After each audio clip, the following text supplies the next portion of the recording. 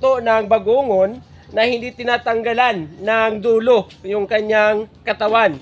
So, ayon sa ating source, so mas madali daw nito gawin itong ating experiment para hindi tayo mahirapan. Kaya nga, nag-atubili akong gawin dahil hindi ako sure kung talagang magiging successful yung ating luto ngayong umaga. So ngayon, samahan nyo na ako dahil lulutuin natin ang ating recipe na palpak o di palpak. Tayo ngayon, so pinapakita na po natin yung mga bagungo na binabad natin sa tubig overnight. At kaninang umaga, lininisan ko na po to.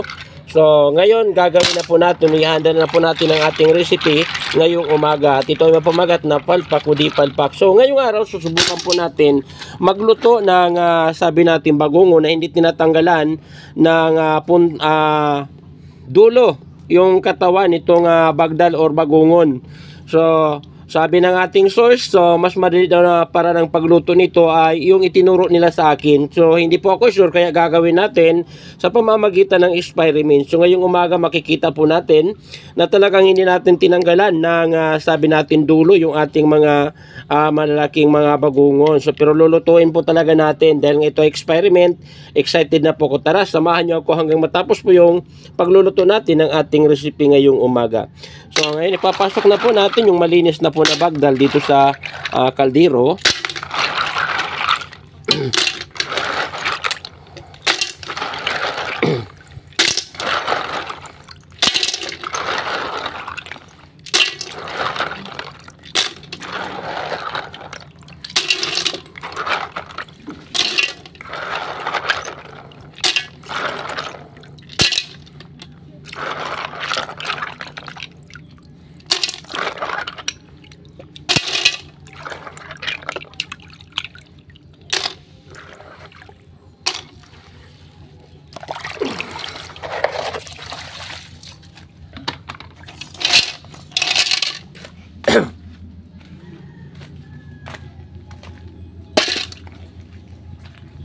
Mga kahardin, so bali ilalagay na po natin yung gata.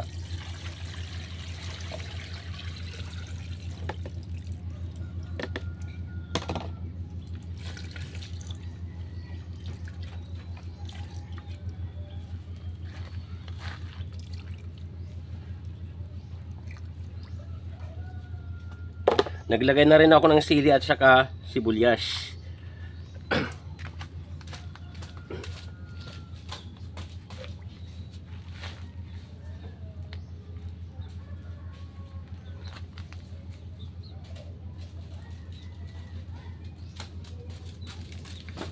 Maglalagay pa rin ako ng bitchin at saka magic sarap.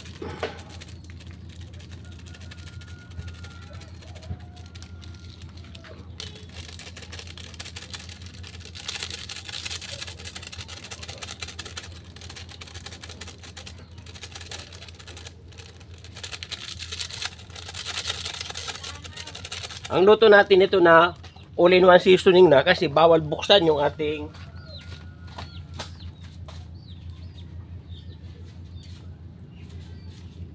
kaldero. Pagkatapos na naisang na, ilalagay ko na yung malunggay.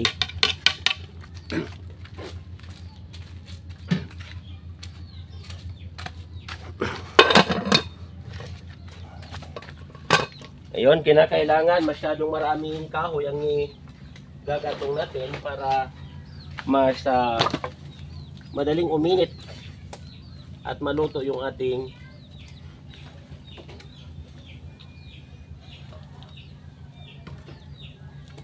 bagungon. Stop mo na, Nay. Hanggat hinihintay natin na kumulo yung ating sabi natin linuluto ng bagungon, inihanda ko na rin yung tubig na sabi natin pagbababara natin mamaya ng mainit na kaldero na laman yung ating bagdal para po masupris yung sabi natin mga bagdal at lumabas lahat ng mga kernel nila, yung laman. So yan po guys ang ating target ngayon. So antayin pa po natin na kumulo ng kumulo yung sabi natin linuluto nating bagdal. So bawal po yan buksan, no? Yung proseso bawal buksan. So ayan po natin talaga na kumulo ng kumulo. para po talaga ibabad natin dito sa malamig na tubig. So hintayin pa po natin na kumulo yung sabi natin, linuluto nating bagdal para po sa umagang ito. Tapos natin, lumalabas na po yung init dito sa kaldero natin, sa takip ng kaldero natin. So ito na po yung hudyat na pwede na natin tanggalin at ibabad natin sa tubig. Dito natin ibababad sa tubig yung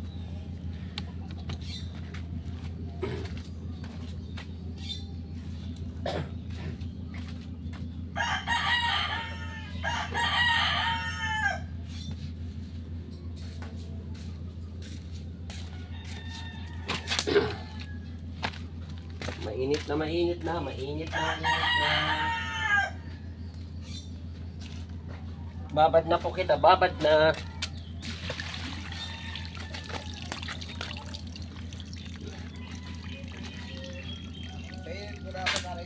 Ha? Nagaralapas na nga ni. Nagaralapas na alaso.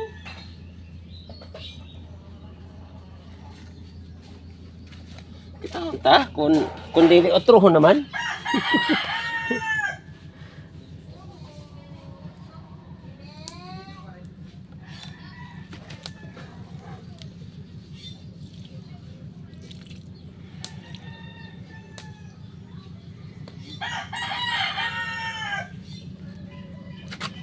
So hindi kaya nangyari ato may init.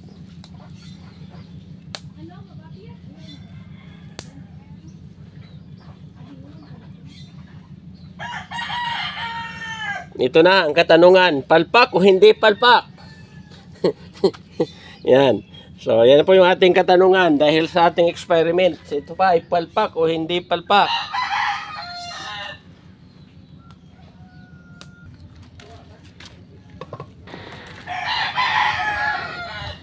Mga ka-hardening, excited na po akong malaman ang kasagutan dito po sa ating experiment. Ito ay palpak o di palpak. So, bale first time ko magluto nitong bagongor o bagdal dahil sabi po ng ating source, meron po ng madaling paraan kung paano po lulutuin nitong bagdal na hindi na po tinatanggalan ng dulo yung kanyang katawan. So, lalabas ng kusa yung mga kernel nitong ating nilulutong bagongon. Kaya nga, aking ito sinubukan para malaman po natin kung gaano katotoo yung ating sinasabi nitong ating source. So, pero doubt po talaga ako sa kalalabasan nitong ating linuluto ngayong umaga dahil first time ko nga itong magluto nitong bagdal. Yan po. So, sige po, samahan niyo po ako at mag-comment na rin po kayo. Baka alam niyo kung paano tulutuin na hindi na tinatanggalan ng dulo yung katawan ng ating mga ninulutong bagungon o bagdal. Yan, so i-check na po natin kung ano na po yung naging resulta. So, palpak yung una nating attempt. Kaya sinubukan natin uli, pakuluan na yung tubig na lalo pang uminit. Dahil yung sasuggest ng ating source. Ngayon, so masyadong mainit na. So, yan. Ayun, binabad na natin uli sa tubig para po malaman natin kung talagang effective yung itinuro sa ating technique nitong ating source. So, yan, sabi nila, kinakailangan hindi sumingaw yung init. So, kaya talagang hinawakan po natin yung takip ng ating kaldero ng maigi para hindi makalabas yung temperatura. So, kaya po, excited na po ako malaman kung ang ating linuluto ay palpak o di palpak. Yan po, so kaya maya-maya pa po ng konti, malalaman na po natin ang naging resulta nitong ating cooking experiment para sa ating segment na palpak o di palpak. So, yan. So, konti na lang o saglit na lang ang hihintayin natin. At malalaman na po natin kung talagang ang ating experiment ngayong umaga ay palpak o di palpak. Yan na. So, bubuksan na po.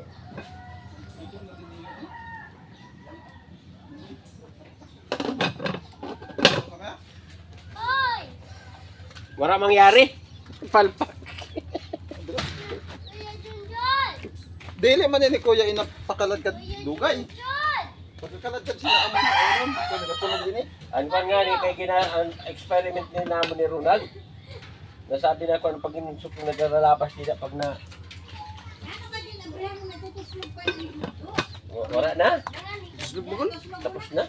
Dili talaga. Dili na talaga. Palpak. Tapos na. Wala mangyari. Ano? Supsupon.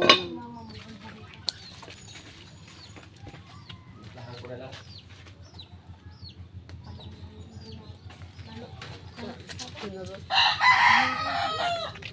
Confirm na po talaga na ang ating linuluto sa bagang ito ay palpak. So yan, kaya hahanapan po natin ang paraan kung paano po natin kakainin itong ating linutong bagungon. Despite po na hindi ito natanggalan ng sabi natin dulo yung kanilang mga katawan. So titimplahan na po natin yung ating linuto. Pagkatapos po ipapakita natin kung paano natin gagawin ang pagkain itong suso na hindi natanggalan na ng kanyang dulo yung kanyang katawan.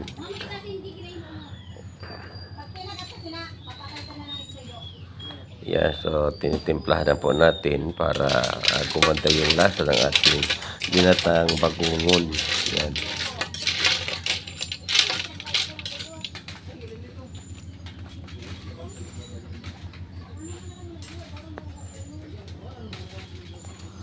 Yan na po. Ipapakita po ni Ringgro kung paano po kakainin yung mga niluto nating bagungon.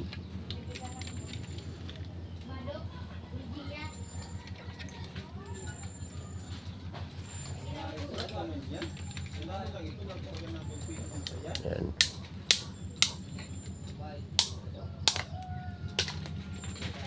So, ganyan lang kung paano tatanggalin yung sabi natin dulo.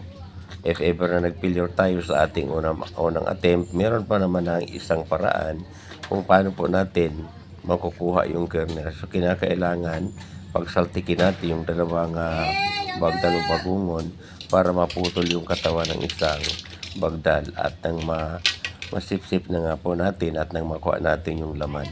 So, yan. Gaya ng ginagawa at pinapakita po ni Hard ni Ronggro. Yan. So, guys, kung gusto nyo ating video para po sa mga ito, so, paki-like and share. At mag-subscribe na rin po sa aking channel at Hard ni Ronggro, sa aking Facebook page at George the Rapsing Farm at sa aking Facebook account at George the Beer Rapsing. So, maraming salamat sa inyong panonood. Bye-bye and follow for more.